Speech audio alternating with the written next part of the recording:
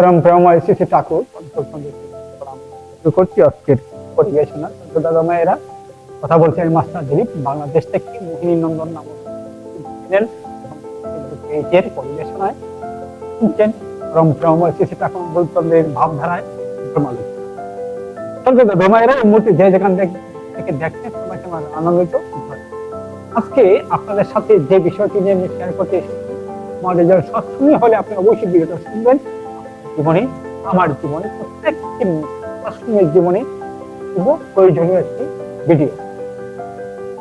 দাদা মায়েরা, আমরা যারা পরম প্রেমময় শ্রী শ্রী ঠাকুর অনুকূলচন্দ্রের ভাবাদর্শে ভাবিত অর্থাৎ সৎমন্ত্রের দীক্ষা নিয়েছি, আমাদেরকে মাঝে মাঝে প্রায়শই আমরা বিভিন্ন অধিবেশনের আয়োজন করে থাকি। অবশ্য অধিবেশন সেটা যার যার ব্যক্তিগত ভাবে আমরা আয়োজন করে থাকি, যার যার গৃহে নিয়ে আমরা আবার সমষ্টিগত ভাবে কোনো কোনো কোথাও কোথাও এলাকাবাসী মিলে, কোথাও গ্রামের মানুষ মিলে, কোথাও উপজেলা মিলে, বা অনেকটা কেন্দ্র সেন্ট্রাল ভাবেও আমরা অনেক সময় যৌথ ভাবে অর্থাৎ অনেকে মিলে সার্বজনীন ভাবে আমরা ওইসব সার্বজনীন উৎসব যেখানে পালিত হয় সেখানে প্রায়শই দেখা যায় গুরু ভাইদের মধ্যে একটা মনোমান্যতা দেখা যায়। অনুষ্ঠানে কার্যক্রম নিয়ে অনেকের মনে ধারণা আসে যে আমি এত কাজ করছি, ও তো কাজ করে না, ও বসে বসে নেতৃত্ব দিচ্ছে, ও কাজ করছে, ও ফাঁকি দিচ্ছে, আমি এই কাজ করছি সেই কাজ করছি। অনেকে অনেক ধরনের মনে ভাবনা সৃষ্টি হয়। এই ব্যাপারে আমার ঠাকুর স্পষ্ট সুন্দর ভাবে একটি উদাহরণ রেখে গিয়েছে। এটা জানি না আজকে তাই অর্থাৎ কোন অনুষ্ঠানে ঠাকুরের কোনো কাজ, কিন্তু অনুষ্ঠানে নয়, যে কোনো ঠাকুরের যে কোনো কাজ আমরা যখন করি, এই কাজ করার পিছনে কারণ থাকে। সেই কারণটা হয়তো আপনি আমি জানি না, তিনি জানেন। তিনি তার ইচ্ছায় আমাদের মঙ্গল কামনা করেন। এই হচ্ছে মূলত বিষয়, আমরা জানি না বলে আমরা এই আলোচনার বিষয়বস্তু পাই।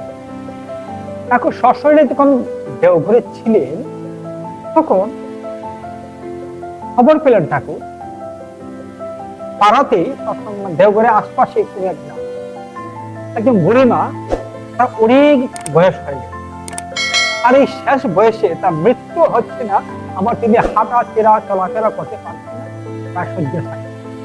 এদিকে তার 3 ছেলে রয়েছে, ছেলে কিংবা ছেলের বউয়েরও এই বুড়ি মায়ের সেবা দেখাশোনা কিছুই করে। তাই এই বুড়ি মায়ের বিছানায় বসে বসে অনেক কষ্টে জাতিপাত করতে থাকে, পায়খানা সবকিছু বিছানার মধ্যে এবং পরিষ্কার পরিচ্ছন্ন হচ্ছে না ঠিক মতো। তার ছেলের বউয়েরা সবকিছু দেখছে না, আবার ছেলেরা তাদের কর্ম ব্যস্ততার কারণে হোক বা যে কোনো কারণে হোক, তারা এই সমস্ত বিষয় আসল নিয়ে কোন অবস্থা আছে, কেমন আছে আর দেখার প্রয়োজন। এই খবরটি একটা পর্যায়ে দেওঘরে ঠাকুর বাড়িতে গিয়ে পড়ল। ঠাকুর একজনকে বললেন, জানতো একটা কাজ করো, একজনকে বললেন একটা কাজ করো, আমাদের মন্দিরে অল্প বয়সে বিধবা হওয়া একটা আছে, একটা হলো সদ্য মন্দিরে সে থাকছে, বয়সে বিধবা হয়ে গেছে, তাই ঠাকুরের কাছে আসলে দিয়েছে, ঠাকুর আমার আর কোন গতি নেই, মন্দিরে থেকে তোমার আশ্রমে থেকে তোমার পাদপদ্ম। ঠাকুর বলছেন, হ্যাঁ এখানে থাকলে তো মনে হয় ভালো হয়, মনে শান্তি পাস, থাক। এই বিধবা মাটিকে বললেন একটা কাজ, ওই গ্রামে এক বৃদ্ধ মা আছেন, তার দেখাশোনা করার মতো কেউ নেই, তার 3 ছেলের বউ থাকা সত্ত্বেও, 3টা ছেলে থাকা সত্ত্বেও তাকে সেবা সত্যি কেউ নেই। একটা কাজ, তুই প্রতিদিন সকালবেলা যাবি, যে সারাদিন ওই বুড়ি মায়ের সেবা করবে, দেখাশোনা করবে, যা কিছু লাগে সব কিছু তুই আমাকে জানাবি, আমি সব দিব। তুই শুধু বুড়ি মায়ের কাজ মন্দিরে ছিল, সারাদিন থাকবে এখানে।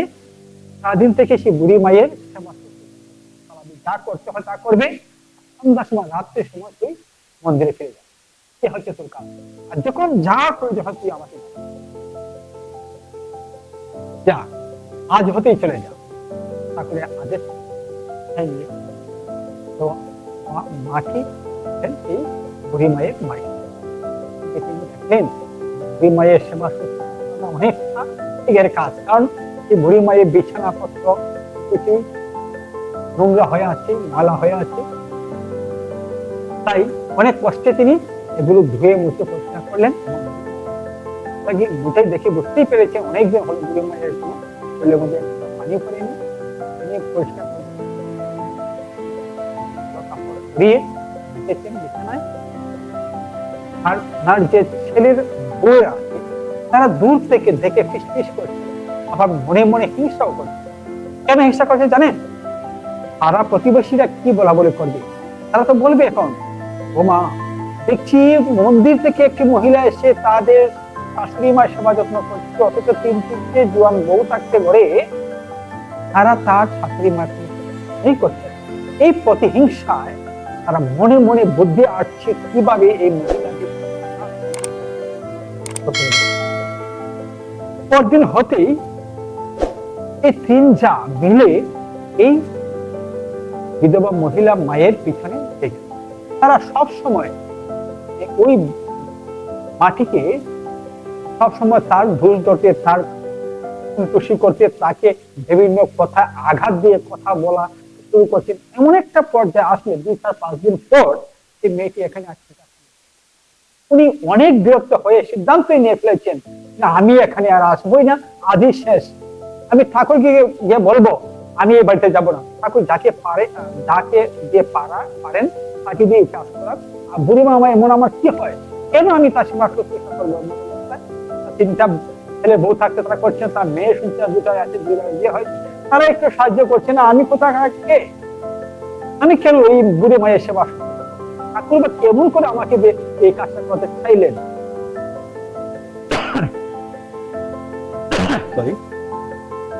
এই ভাবতে ভাবতে চলতে মনে ঠাকুর ওই ভগবান সত্য আজ ভারী দেখাচ্ছে, একটু আকাশে দেখাচ্ছে, কি ব্যাপার হয়েছে এখানে বুড়ি মায়ের?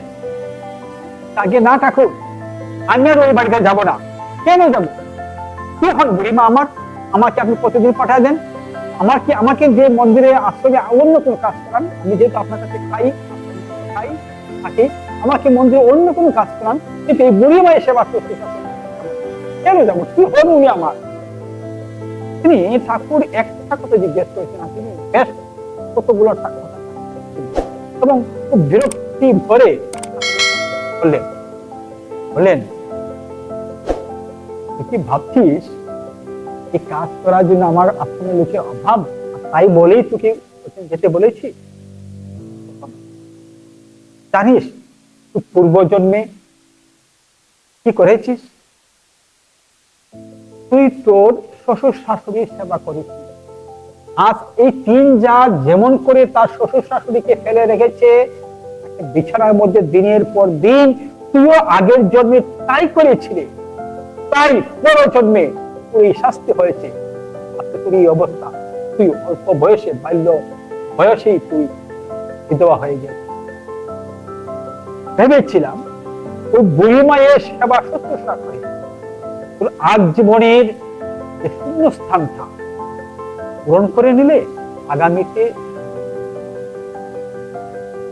তাই তোকে দয়া করে পাঠিয়েছিলাম বুড়ি মায়ের সেবা।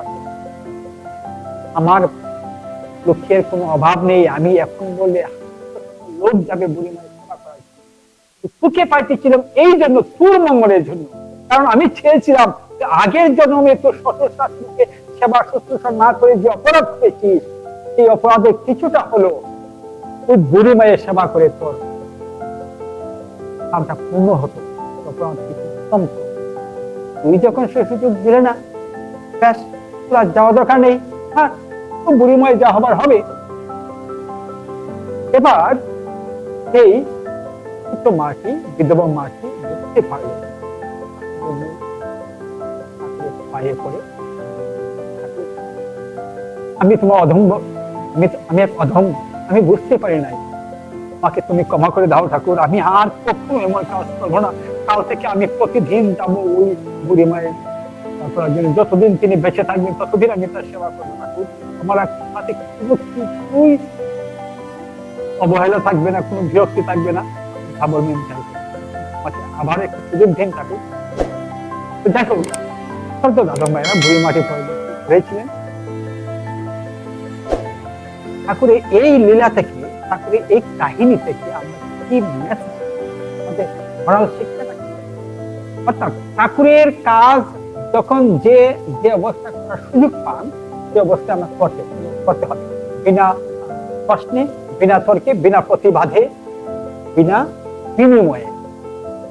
অর্থাৎ কোনো কিছু বিনিময়ে কিংবা কোনো কিছু শর্তে কিংবা কোনো তর্ক করে বুঝ হলে এমন ধরনের ঠাকুরের কাজ করলে সেটা আমাদের ঠাকুর যখন আমাকে যে কাজটা করাচ্ছেন আমার মঙ্গলের জন্যই সেই কাজটা ঠাকুর আমাকে করাচ্ছেন, এই ভেবে যদি আমরা হই তাহলে আমাদের দাদা মায়েরা বেশ কিছুক্ষণ কথা বললাম, জানি না আপনাদের ভালো লাগবে কিনা। যদি ভালো লেগে থাকে ভিডিওটা একটি লাইক করবেন এবং কমেন্ট করে জানাবেন আর কোথা থেকে দেখছেন অবশ্যই জানতে ভুলবেন না।